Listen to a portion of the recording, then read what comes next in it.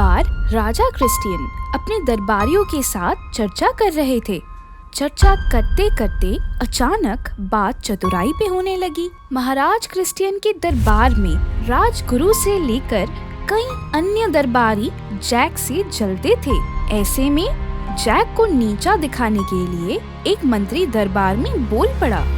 महाराज, दरबार में एक से बढ़कर एक बुद्धिमान और चतुर मौजूद है, और अगर मौका दिया जाए तो हम सभी अपनी चतुराई आपके सामने पेश कर सकते हैं। किंतु किंतु किंतु क्या मंत्री जी? महाराज, मैं आपको बताता हूँ कि मंत्री जी के मन में क्या बात है। दरअसल इस दरबार में जैक के अलावा किसी को भी अपनी चतुराई साबित करने का मौका नहीं दिया जाता है। हर बार जैक ही चतुराई का सारा श्रेय ले जाता है। तो ऐसे में दरबार के बाकी लोग अपनी योग्यता कैसे दिखा सकते हैं महाराज?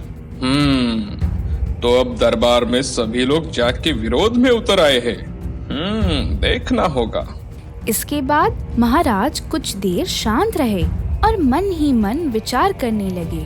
तभी महाराज की नजर भगवान की मूर्ति के सामने जल रही धूप बत्ती पर गई। धूप बत्ती को देखकर महाराज के मन में सभी दरबारियों की परीक्षा लेने का विचार आया। आप सभी दरबारियों को अपनी चतुराई साबित करने का एक मौका जरूर दिया जाएगा। जब तक सभी दरबारी अपनी चतुराई साबित नहीं कर देते, जैक बीच में नहीं आएगा। ठीक है महाराज, अब आप बताए कि हमें क्या करना होगा।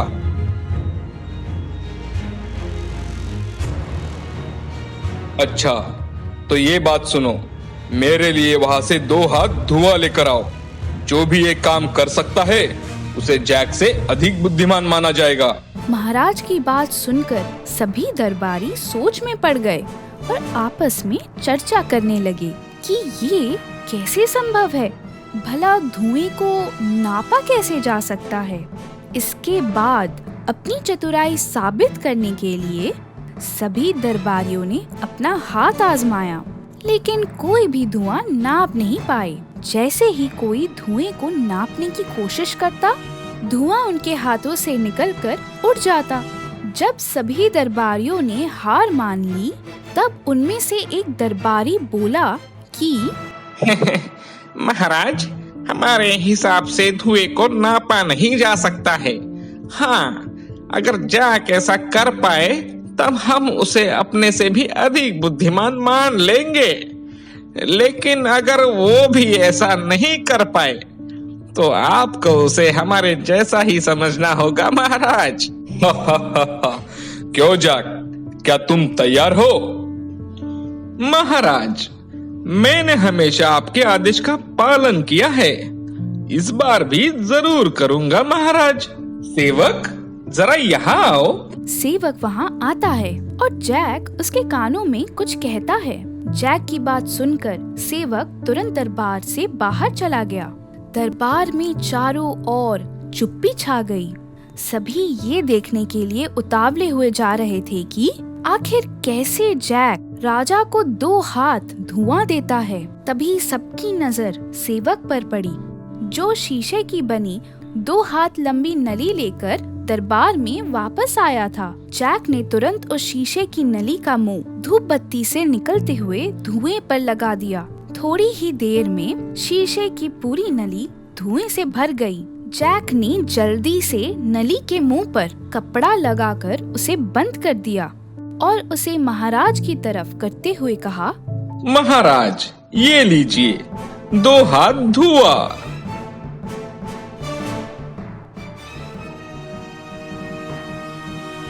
सभी के सिर जैक की चतुराई देखकर शर्म से नीचे झुके हुए थे। वहाँ कुछ दरबारी जैक के पक्ष में भी थे। उन सब की आंखों में जैक के लिए सम्मान था। जैक की बुद्धिमानी एवं चतुराई देखकर राजा बोले, अब तो आप लोग समझ ही गए होंगे कि जैक की बराबरी करना संभव नहीं है।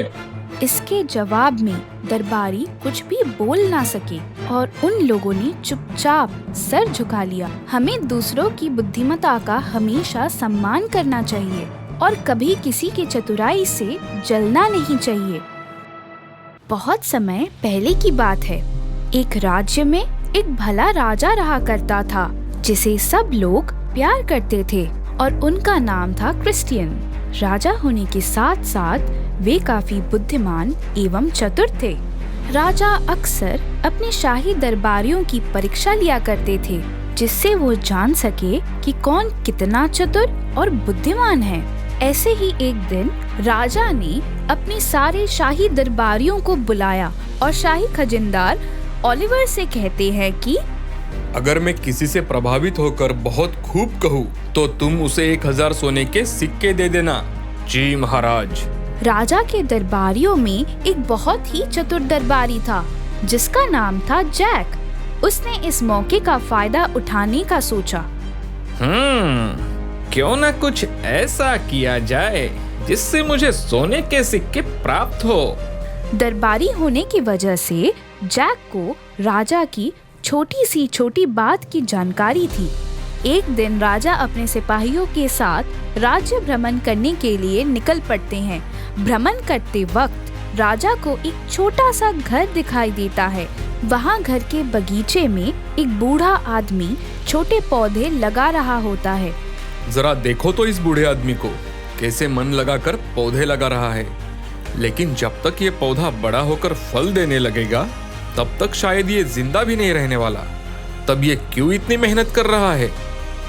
राजा ने अपनी सैनिकों से कहकर उस बूढ़े को दरबार में पेश होने का आदेश दिया।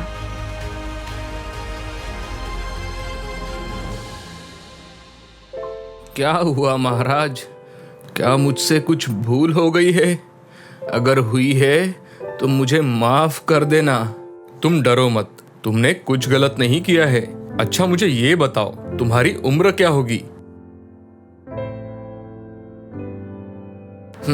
यही कुछ 80 साल के लगभग महाराज। अच्छा तो तुम मुझे ये बताओ, कल तुम जो पौधे अपने बगीचे में लगा रहे थे वो कितने सालों बाद तुम्हें फल देंगे?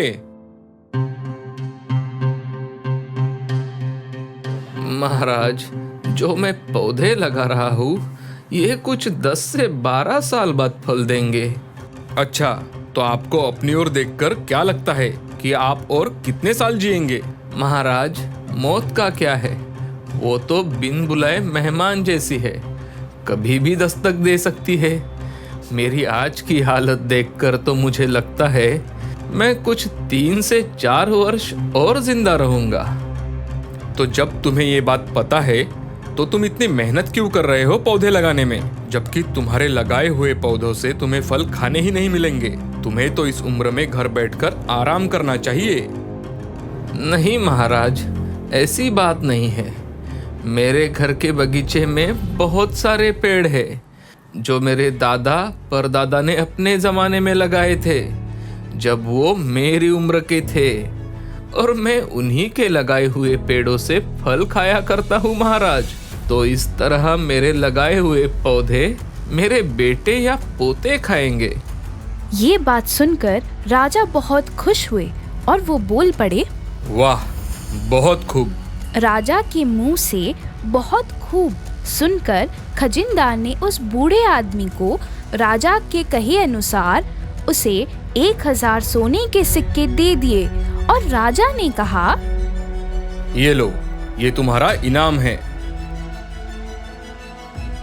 महाराज, भले ही ये पौधा 10 से 12 साल बाद फल देंगे, पर असली फल तो मुझे आज ही मिल गया है, इन सोने के सिक्कों के रूप में।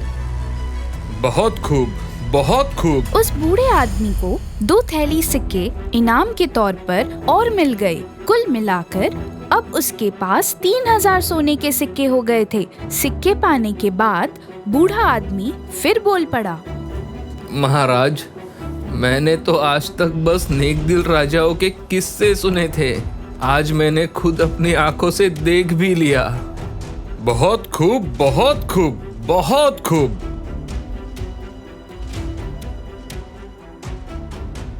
राजा खुश होकर वहाँ से चले जाते हैं। अगले दिन दरबार की कार्यवाही शुरू होती है। जैक दरबार में आकर राजा को नमन करता है। राजा उसे बहुत समय के बाद देखते हैं तो उनसे पूछते हैं, जैक, तुम इतने दिन कहाँ थे? मैं तो यही हूँ, आपके साथ ही तो था महाराज। क्या हमारे साथ? तो हमें नजर क्यों नहीं आए? बताता हूँ महाराज। तब जैक ने महाराज को सारी घटना विस्तार में बताई कि बूढ़े के भेष में कोई और नहीं बल्कि मैं ही था। अच्छा, तो वो तुम ही थे। तुमने एक बार फिर से साबित कर दिया जैक कि वाकई में तुम इस दरबार के सबसे चालाक मंत्री हो। हमें तुम्हारा ये अंदाज बहुत पसंद आया। बस आपकी ही कृपा है महाराज।